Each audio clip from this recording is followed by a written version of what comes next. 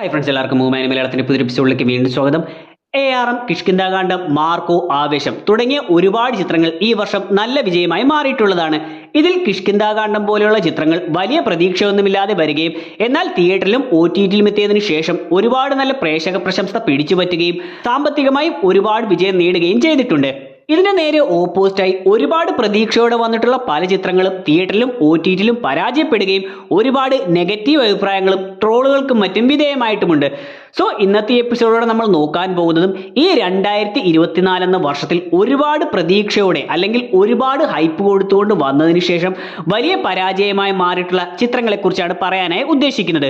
So ഇങ്ങനെ പരാജയമായെന്ന് പറയുമ്പോൾ ഇതിലെ പല ചിത്രങ്ങളും സൂപ്പർ സ്റ്റാറുകളുടെയും മറ്റും ചിത്രങ്ങളായതുകൊണ്ട് തന്നെ ഒരുപാട് നെഗറ്റീവ് അഭിപ്രായങ്ങൾ കിട്ടുകയാണെങ്കിൽ പോലും പലപ്പോഴും ഫാൻസി ഷോയും മറ്റും കൊണ്ട് സാമ്പത്തികമായി വിജയിക്കാറുണ്ട്.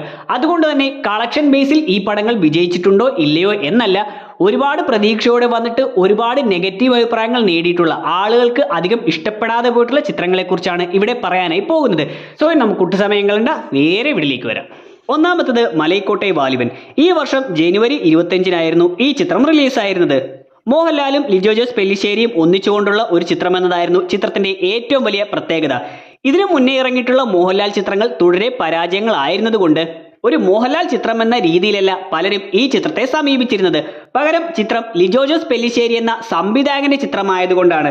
ഇതിനു മുന്നേ ലിജോ ജോസ് പെല്ലിശ്ശേരി സംവിധാനം ചെയ്തു വന്നിരുന്ന ചുരുളി, ജല്ലിക്കെട്ട്, നൻപകൽ നേരത്ത് മയക്കം തുടങ്ങിയ ചിത്രങ്ങളെല്ലാം വലിയ വിജയമായി മാറുകയും നല്ല പ്രേക്ഷക അഭിപ്രായങ്ങളും ഒരുപാട് അവാർഡുകളും മറ്റും നേടിയെടുത്തതുകൊണ്ട് അത്തരത്തിലുള്ള ഒരു സംവിധായകന്റെ ചിത്രത്തിൽ മോഹൻലാൽ നായകനായി വരുന്നു എന്നതായിരുന്നു ചിത്രത്തിന് ഏറ്റവും വലിയ പ്രതീക്ഷയും ഹൈപ്പും കൊടുക്കാനുണ്ടായ കാരണം.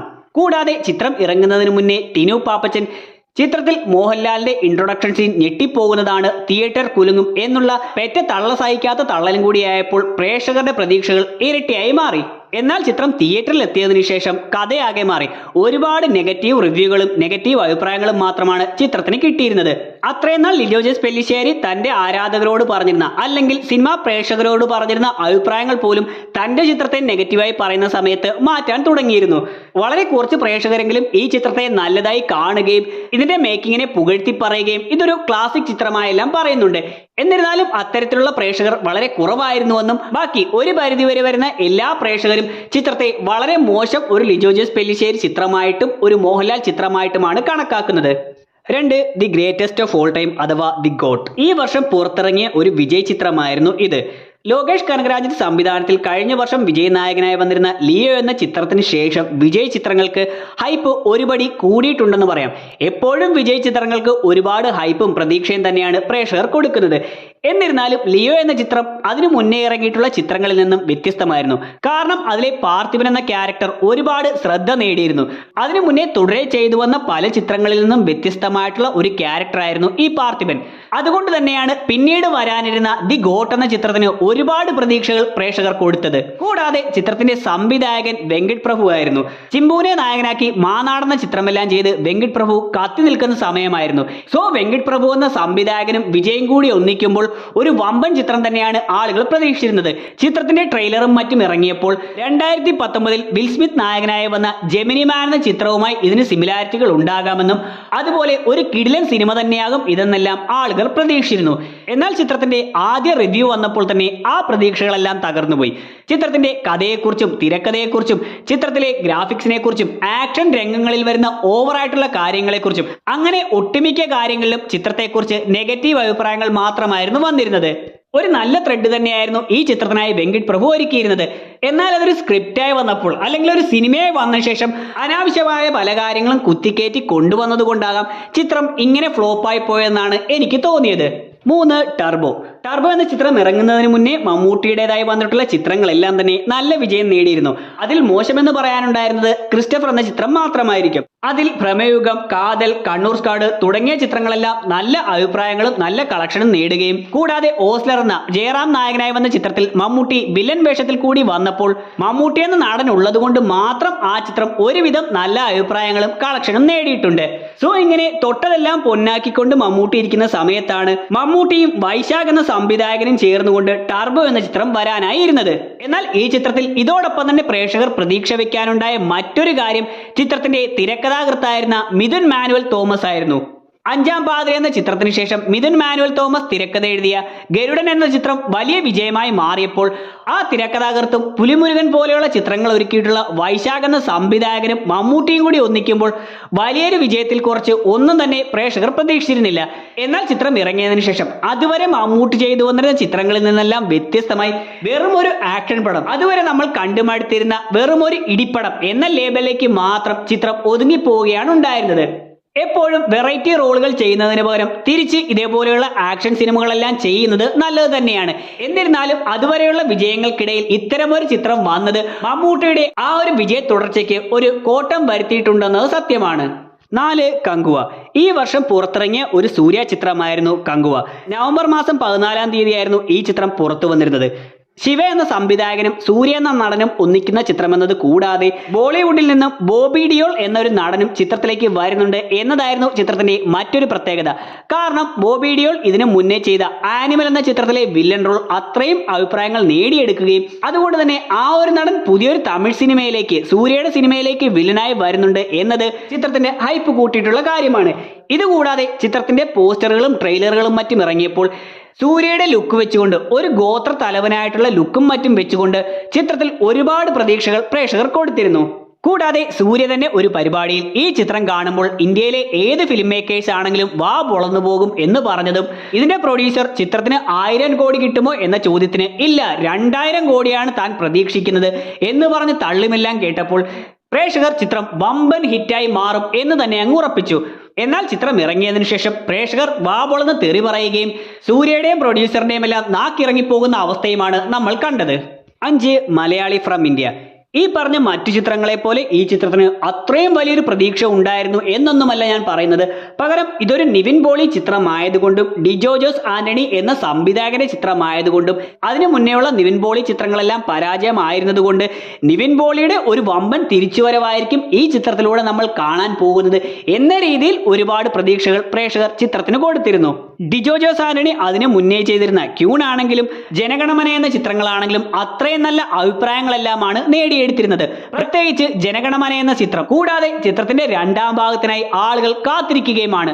സോ അത്രയും പ്രതീക്ഷയുള്ള ഒരു സംവിധായകനും നിവിൻ പോളിയും ഒന്നിച്ചപ്പോൾ കൂട്ടിന് ധ്യാൻ ശ്രീനിവാസനും കൂടി എത്തിയപ്പോൾ വമ്പനൊരു എന്റർടൈൻമെന്റ് തന്നെയായിരിക്കും ചിത്രമെന്നാണ് ആളുകൾ കരുതിയിരുന്നത്. എന്നാൽ ചിത്രം ഇറങ്ങിയത് മുതൽ ചിത്രത്തിനെ വിവാദങ്ങൾ പിന്തുടരുകയായിരുന്നു. ചിത്രത്തിന്റെ കഥ മറ്റൊരാളിൽ നിന്ന് മോഷ്ടിച്ചതാണ് എന്നുള്ള പരാതികളും മറ്റും വരികയും കൂടാതെ ചിത്രത്തിന്റെ കഥ വെച്ച് നോക്കുമ്പോൾ ആടുജീവിതത്തിന്റെ ഒരു സ്പൂഫ് പോലെയാണ് ചിത്രം അനുഭവപ്പെട്ടത് എന്നുള്ള അഭിപ്രായങ്ങൾ കിട്ടുകയും ചെയ്തിരുന്നു. 6. ദേവര. ജൂനിയർ NTRനെ നായകനാക്കി കൊരട്ടാല ശിവ സംവിധാനം ചെയ്ത് ഈ വർഷം പുറത്തു വന്ന ചിത്രമായിരുന്നു ഇത്. സെപ്റ്റംബർ മാസം 24-ാം തീയതിയായിരുന്നു ഈ ചിത്രം തിയേറ്ററുകളിലേക്ക് എത്തിയിരുന്നത്. ഓൾറെഡി തന്നെ ചിത്രത്തിന്റെ തുടർച്ച ഉണ്ടാകും എന്നുള്ള രീതിയിൽ ദേവര പാർട്ട് 1 എന്ന രീതിയിലാണ് ചിത്രം വന്നിരുന്നത്.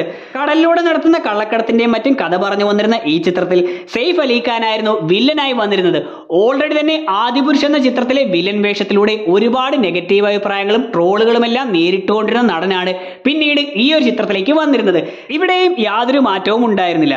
ഒരുപാട് ഹൈപ്പിലൂടെയും മറ്റും വന്നിരുന്ന ഈ ചിത്രം തിയേറ്ററുകളിൽ നിന്ന് തന്നെ ഒരുപാട് നെഗറ്റീവ് അഭിപ്രായങ്ങൾ നേടുകയും പിന്നീട് OTTയിൽ വന്നതിന് ശേഷം ഒരുപാട് ട്രോളുകളും റോസ്റ്റിംഗ് വീഡിയോസിനും മറ്റും വിധേയമായിട്ടുമുണ്ട്. സോ തൊട്ടതെല്ലാം പൊന്നാക്കും എന്ന് പറയുന്നത് പോലെ തന്നെ സെയ്ഫ് അലി ഖാൻ വില്ലൻ വേഷങ്ങൾ ചെയ്യുന്ന ചിത്രങ്ങളെല്ലാം പൊന്നല്ല, പകരം പൊട്ടിപ്പാളിസാവുകയാണ് ചെയ്തുകൊണ്ടിരിക്കുന്നത്. 7. ജോക്കർ 2 അഥവാ ജോക്കർ ഫോളിയെ ഡ്യുഎക്സ്. 2019 ജോക്കിൻ ഫീനിക്സിനെ നായകനാക്കി ടോഡ് ഫിലിപ്പ് സംവിധാനം ചെയ്തു വന്ന ജോക്കർ എന്ന ചിത്രത്തിന്റെ തുടർച്ചയായി ടോഡ് ഫിലിപ്പിന്റെ തന്നെ സംവിധാനത്തിൽ ഈ വർഷം ഒക്ടോബർ മാസമാണ് ഈ 2ാം ഭാഗം പുറത്തു വന്നിരുന്നത്. DC കോമിക്സിലെ ജോക്കർ എന്ന ക്യാരക്ടറിനെ ഉൾപ്പെടുത്തി ചെയ്തിരുന്ന ആദ്യ ചിത്രത്തിന്റെ തുടർച്ചയായി വന്നിരുന്ന ഈ ചിത്രത്തിൽ ജോക്കറിനെ കൂടാതെ ജോക്കറിന്റെ നായികയായി വരുന്ന ജോക്കറിന്റെ കാമുകിയായിട്ടുള്ള ഹാർലി ക്യൂനെയും ഉൾപ്പെടുത്തിയിരുന്നു. 2019 ആദ്യ ചിത്രം ഇറങ്ങുന്ന സമയത്ത് ഈ ചിത്രത്തിന് വലിയ പ്രതീക്ഷയൊന്നും ആരും കൊടുത്തിരുന്നില്ല. ജോക്കിൻ ഫീനിക്സിന്റെ അഭിനയത്തെക്കുറിച്ച് ആർക്കും സംശയമൊന്നുമില്ല.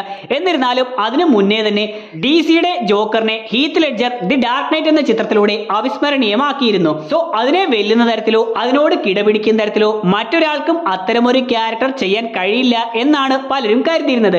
എന്നാൽ ജോക്കിൻ ഫീനിക്സിന്റെ ജോക്കർ ഇറങ്ങിയതിനു ശേഷം ആ അഭിപ്രായങ്ങൾ മാറുകയും ഹീത്ത് ലെഡ്ജറിന്റെ ജോക്കറിനെ വെല്ലുവിളിക്കാൻ സാധിക്കുന്നില്ലെങ്കിൽ കൂടി ജോക്കിൻ ഫീനിക്സിന്റെ ജോക്കറും ഇന്നോളം ഇറങ്ങിയിട്ടുള്ള ജോക്കർ ക്യാരക്ടറുകളിൽ ബെസ്റ്റായി തന്നെ ആളുകൾ കണക്കാക്കിയിരുന്നു.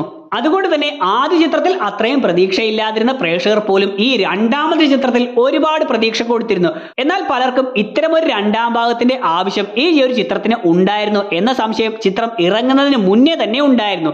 ആ സംശയം ശരിവെക്കുന്ന തരത്തിൽ ചിത്രം ഇറങ്ങിയതിനു ശേഷം ഇങ്ങനെ ഒരു രണ്ടാം ഭാഗത്തിന്റെ ആവശ്യമേ ഇല്ലായിരുന്നു, ഇത്തരമൊരു ചിത്രം ഇറങ്ങേണ്ട ആവശ്യമില്ലായിരുന്നു, ഈ ചിത്രം ഇത്രയും നാൾ ഇറങ്ങിയിട്ടുള്ള കോമിക് സിനിമകളിൽ വെച്ച് ഏറ്റവും മോശം സിനിമകളിൽ ഒന്നായി തന്നെ കണക്കാക്കാം എന്ന് പലരും വിധി എഴുതുകയും ചെയ്തു. ആ ചിത്രത്തെ അപേക്ഷിച്ച് പാട്ടുകൾക്കും മറ്റും ഒരുപാട് ഇമ്പോർട്ടൻസ് കൊടുത്തുകൊണ്ട് ഒരു മ്യൂസിക് ഡ്രാമ എന്ന രീതിയിൽ ചിത്രം അവതരിപ്പിച്ചത് കൂടിയാകാം ചിത്രത്തിന് ഇത്രയും നെഗറ്റീവ് അഭിപ്രായങ്ങൾ കിട്ടാൻ കാരണമായത്. 8 ഇന്ത്യൻ 2 ജോക്കറിന്റെ സെക്കൻഡ് പാർട്ടിന്റെ കാര്യം പറഞ്ഞതുപോലെ തന്നെ ഒരാവശ്യവുമില്ലാതെ രണ്ടാം ഭാഗം ഇറക്കി നെഗറ്റീവ് അഭിപ്രായങ്ങളും ട്രോളുകളും എല്ലാം നേടിയെടുത്തിട്ടുള്ള മറ്റൊരു ചിത്രമായിരുന്നു ഇത്. 1996 ശങ്കർ സംവിധാനം ചെയ്ത് കമൽഹാസൻ നായകനായി വന്നിരുന്ന ഇന്ത്യൻ എന്ന ആ ചിത്രം ഇതുവരെയുള്ള ഇന്ത്യൻ സിനിമകളിലെ ഒരു ക്ലാസിക് ചിത്രമായി തന്നെ കണക്കാക്കാവുന്നതാണ്. 28 വർഷങ്ങൾക്കിപ്പുറം അതിന്റെ രണ്ടാം ഭാഗമായി ചിത്രം വരുന്നു എന്നറിഞ്ഞപ്പോൾ തന്നെ പല പ്രേക്ഷകർക്കും ജോക്കറിന്റെ കാര്യം പോലെ ഇത്തരമൊരു രണ്ടാം ഭാഗത്തിന്റെ ആവശ്യം ഉണ്ടായിരുന്നു എന്നുള്ള സംശയം തോന്നിയിട്ടുള്ളതാണ്. കാരണം ഒന്നാം ഭാഗത്തിൽ തന്നെ സേനാപതി എന്ന കമൽഹാസന്റെ ക്യാരക്ടറിന് അത്രയും പ്രായമുണ്ടായിരുന്നു. 28 വർഷങ്ങൾക്കിപ്പുറം അയാൾ വീണ്ടും നായകനായി വരുമ്പോൾ എത്തരത്തിലായിരിക്കും അയാളെ അവതരിപ്പിക്കാൻ പോകുന്നത് എന്നൊരു സംശയമായിരുന്നു ഇങ്ങനെ ഒരു രണ്ടാം ഭാഗത്തെക്കുറിച്ച് ചിന്തിക്കുന്നവർക്ക് കൂടുതലായും ഉണ്ടായിരുന്നത്. എന്നാൽ ഒന്നാം ഭാഗത്തെക്കാട്ടിലും ചെറുപ്പമെന്ന രീതിയിലാണ് രണ്ടാം ഭാഗത്തിൽ ഈ ഒരു ക്യാരക്ടറിനെ, അതും 28 വർഷങ്ങൾക്ക് ഇപ്പുറമുള്ള ക്യാരക്ടറിനെ ശങ്കർ അവതരിപ്പിച്ചിരുന്നത്. കൂടാതെ ഒന്നാം ഭാഗത്തിൽ ആവശ്യമായി വരുന്ന സമയത്ത് എതിരാളികളെ തളച്ചിടുന്നതിനായി മാത്രം ഉപയോഗിച്ചിരുന്ന ആ ഒരു മർമ്മവിദ്യയെല്ലാം ഇതിൽ കോപ്രായം കാട്ടുന്നത് പോലെ പെണ്ണുങ്ങളെ പോലെയാകുന്ന മർമ്മം, കുതിരയെ പോലെ ഓടുന്ന മർമ്മം, ശരീരത്തിൽ നിന്നും തുപ്പൽ പൊയ്ക്കൊണ്ടിരിക്കുന്ന മർമ്മം, ഇന്നിങ്ങനെ കോമാളിത്തരം കാണിക്കുന്നത് പോലെയാണ് ആ ഒരു ക്യാരക്ടറിനെയും ആ മർമ്മവിദ്യകളെയും എല്ലാം ശങ്കർ ഈ ചിത്രത്തിൽ കൊണ്ടുവന്നിരുന്നത്. അതിനോടൊപ്പം തന്നെ അനാവശ്യമായി ഒരു പിടി കഥാപാത്രങ്ങളും. 9 ബഡേ മിയാൻ ചോട്ടേ മിയാൻ ടൈഗർ ഷെറഫും അക്ഷയ് കുമാറുമെല്ലാം പ്രധാന കഥാപാത്രങ്ങളെ അവതരിപ്പിച്ചു വന്നിരുന്ന ഈ ചിത്രത്തിൽ മലയാളികൾ പ്രതീക്ഷ കൊടുക്കാനുണ്ടായിരുന്ന കാരണം ഒരുപക്ഷെ ഇവരാരും തന്നെയല്ല. അക്ഷയ് കുമാറിന്റെയും ടൈഗർ ഷെറോഫിന്റെയും വെടിപ്പടങ്ങളുടെ കഥയെല്ലാം നമുക്ക് അറിയാവുന്നതാണ്. എന്നാൽ പൃഥ്വിരാജ് സുകുമാരൻ എന്ന നടൻ ഈ ചിത്രത്തിൽ വില്ലനായി വരുന്നുണ്ട് എന്നുള്ളതാണ് ഒരു പരിധിവരെ മലയാളികൾ ഈ ചിത്രത്തിൽ പ്രതീക്ഷ കൊടുക്കാനായിട്ടുണ്ടായ കാരണം. ചിത്രം ഇറങ്ങുന്നതിന് മുന്നേ പല പരിപാടികളിലൂടെയും മറ്റും ഈ ഒരു ക്യാരക്ടറിന് ഒരുപാട് ഹൈപ്പ് കൊടുക്കുകയും ചെയ്തിട്ടുണ്ട്. എന്നാൽ ഏപ്രിൽ മാസത്തിൽ റിലീസായിരുന്ന ഈ ചിത്രം വലിയൊരു പരാജയമായി മാറുകയും പൃഥ്വിരാജിന്റെ കരിയറിൽ തന്നെ അദ്ദേഹം ചെയ്തിട്ടുള്ള ഏറ്റവും മോശം വേഷങ്ങളിൽ ഒന്നായി തന്നെ ഈ ചിത്രത്തിലെ ഏകലവ്യ എന്ന ക്യാരക്ടർ മാറുകയും ചെയ്തു. അവസാനത്തേത് ബറോസ്. മോഹൻലാൽ സംവിധാനം ചെയ്തു വന്നിരിക്കുന്ന ഈ ചിത്രം ഇന്നലെ റിലീസായിട്ടേ ഉള്ളൂ. ഞാൻ ഈ ചിത്രം ഇതുവരെ കണ്ടിട്ടില്ല. എന്നിരുന്നാലും ഇതുവരെ വന്നിരിക്കുന്ന റിവ്യൂകളും പ്രേക്ഷകരുടെ അഭിപ്രായങ്ങളും എല്ലാം വെച്ചുകൊണ്ടാണ് ഈ ഒരു ചിത്രത്തെ കൂടി ഈ ലിസ്റ്റിലേക്ക് ഉൾപ്പെടുത്തിയത്. ഈ ചിത്രത്തിന് ഹൈപ്പ് ഉണ്ടാകാനുള്ള കാരണം മോഹൻലാൽ ഇതിലൊരു പ്രധാന ക്യാരക്ടർ ചെയ്യുന്നുണ്ട് എന്നതുകൊണ്ടല്ല, പകരം മോഹൻലാൽ ആദ്യമായി സംവിധാനം ചെയ്തു വന്നിട്ടുള്ള ഒരു ചിത്രം എന്നതാണ്. ഇത്രയും വർഷം മലയാള സിനിമയിൽ അഭിനയത്തിലൂടെ നമ്മളെ ഞെട്ടിച്ചിട്ടുള്ള ആ ഒരു നടൻ ആദ്യമായി സംവിധാനം ചെയ്യുന്ന, ഇത്രയും വർഷത്തെ അദ്ദേഹത്തിന്റെ എക്സ്പീരിയൻസ് എല്ലാം ഉൾക്കൊണ്ടുകൊണ്ട് സംവിധാനം ചെയ്യുന്ന ഒരു ചിത്രം എന്ന് പറയുമ്പോൾ പ്രേക്ഷകർക്ക് അതിൽ ഒരുപാട് പ്രതീക്ഷ തന്നെയാണ് ഉണ്ടായിരുന്നത്. കൂടാതെ ഈ അടുത്ത തൊട്ട് സിനിമ കുട്ടികൾക്ക് ഇഷ്ടപ്പെടുന്ന തരത്തിലുള്ള മലയാളത്തിലെ അല്ലെങ്കിൽ ഇന്ത്യൻ സിനിമയിലെ one of the best 3D സിനിമയാകും, കുട്ടികൾക്ക് ഒരുപാട് ഇഷ്ടപ്പെടും എന്നെല്ലാം കേട്ടിരുന്നു. ഇതെല്ലാം കൊണ്ട് തന്നെ ഫാമിലി ഓഡിയൻസിനും കുട്ടികൾക്കും ഒരുപാട് ഇഷ്ടപ്പെടുന്ന ചിത്രമാകും ഇതെന്നാണ് സിനിമ ഇറങ്ങുന്നതിന് മുന്നേ വരെ ഞാൻ കരുതിയിരുന്നത്. എന്നാൽ ഇതുവരെ വന്നിരിക്കുന്ന അഭിപ്രായങ്ങളും റിവ്യൂസും എല്ലാം കേൾക്കുമ്പോൾ കുട്ടികൾക്ക് ഇഷ്ടപ്പെടുന്ന തരത്തിലുള്ള കാര്യങ്ങൾ പോലും ചിത്രത്തിൽ ഒരു 20% വരെ മാത്രമേ ഉള്ളൂവെന്നും ബാക്കിയെല്ലാം വളരെ ലാഗ് അടുപ്പിക്കുന്ന രീതിയിൽ ഒരു പരിധിവരെ കുട്ടികൾക്കും മുഴുവൻ ചിത്രം ഇഷ്ടപ്പെടില്ല, മുഴുവൻ ചിത്രം കുട്ടികൾക്ക് എൻജോയ് ചെയ്യാൻ സാധിക്കില്ല എന്നുള്ള തരത്തിലുള്ള കാര്യങ്ങളുമാണ് കേട്ടിരിക്കുന്നത്.